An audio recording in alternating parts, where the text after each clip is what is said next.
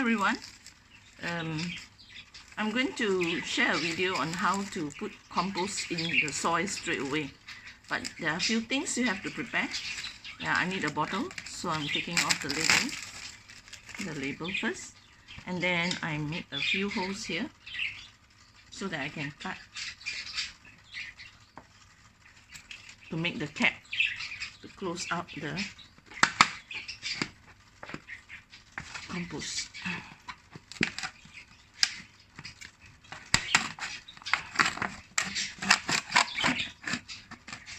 Just cut it around. This will be the cover for the compost. And I know that because it's the same length, it's difficult to cover. Yeah, it's difficult to cover. Can you see? It's difficult. So I make two slits here, like that. A little bit deeper for the whole cover to go in. Example, like this, like that. Yeah, so you see, you can still make it deeper a little. You make a little deeper, like this. Okay, so down here you got to make holes so that when the kitchen waste goes in, it drops into the soil. So you make holes. So every day, a little by little, it seeps onto the soil.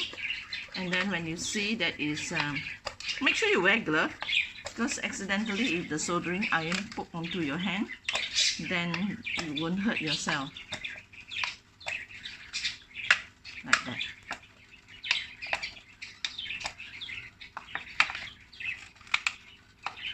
Okay, that's it. So I'm going to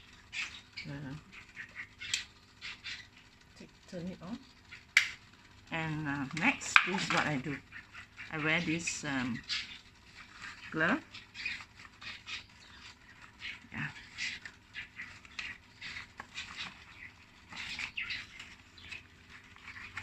Right, so this is how you do. Your kitchen waste, usually it could be from a week.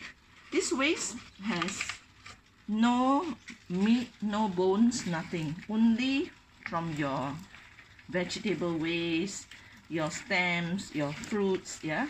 Like last few days we have cempedak. So this is how you do it. You mix it all up. Don't put just one single thing. Like that. You just put it inside. Mix it all up. Like that. So these are nutrients for the plants like phosphorus, phosphate. Very little. There's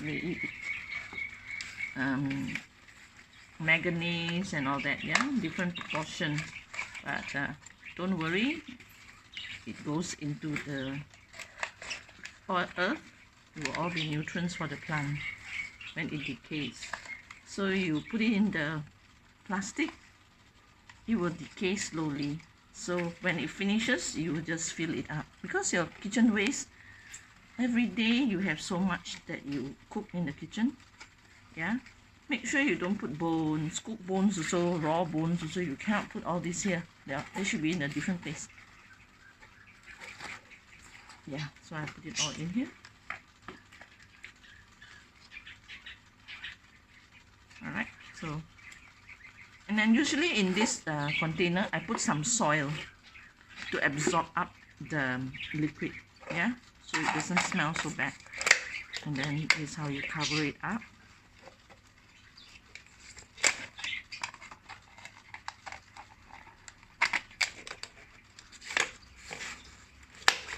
Cover it up. See? So down here, when you are doing, don't open the cap. You finish, when you are about to put on the soil, then you open the cap. You can see it starts to drip, or it will come out through the holes here.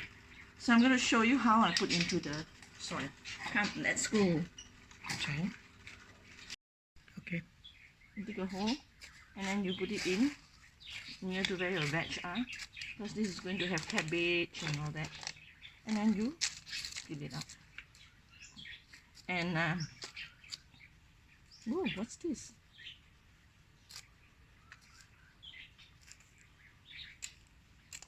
You close it up. Now, the reason is we have dogs at home. You see the worms are so fertile. The reason is we have dogs, Max at home, which is our pet. And if you put food like fish and all that, he will dig. So make sure you don't put. And it should be deep. Yeah. So you close it up. So when you fill, you open up, fill it in, and then you close it back. That's why it's good to have something like that. And then you close it. Right? Okay, that's it. But let me show you. Just hold on,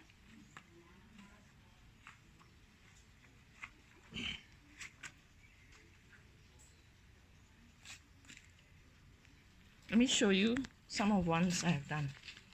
See, you can put in. This is already 1 week old. You can put in here into your daikon or vegetables or your tomato plants. You can also put it in like that. So in your planter box, yeah, it means that in your planter box you can put in. But if you're going to put in this kind of pots, then you need a small bottle. You cannot put a big bottle. That's why it's good to have a few types of bottles. Then you know what to do. And let me show you just our garden. So this is how we have been trying to sustain ourselves over the lockdown. And in the past, I do the liquid. Let me show you the liquid. The liquid for me is very difficult because every 2 weeks you got to stand the smell to. You have to make a special container like this with the tap. So there's actually 2 containers. The first container will take all your kitchen waste, also no meat, nothing.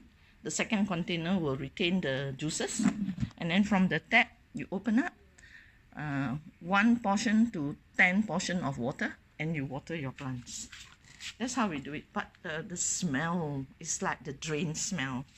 So because of that, I still maintain it, because for the bigger plants sometimes we don't have enough bottles to go around and put everywhere. So I still maintain this. So when I need to do a whole feeding all the nutrients to the plant, this is where I come for. I'll take all this. As you can see, there's a lot of water inside already, a lot of juices. So it's up to me to take the. Can you see the water inside? All the juices are inside. So I will have to take the pail and go around and put in the garden. That's why you see the garden plants. So they need nutrients, not only soil. In the soil, we also put cocoa peat, cow dung. Yeah, we also put cocoa peat, cow dung, just no fertilizer. Usually fertilizer like NPK and all that has a lot of chemicals. So if you need to put fertilizer, then you put on your fruit trees. For vegetables, I don't recommend putting like vegetables and herbs because you're going to eat straight away. So don't put the NPK fertilizer. Even for daikon, because NPK has phosphate and certain things that is in the bone. So I will try to use fish amino. Another day I'll show you how to make fish amino. Okay, everyone? Thank you very much for watching, listening to me share with you. Yeah? Bye.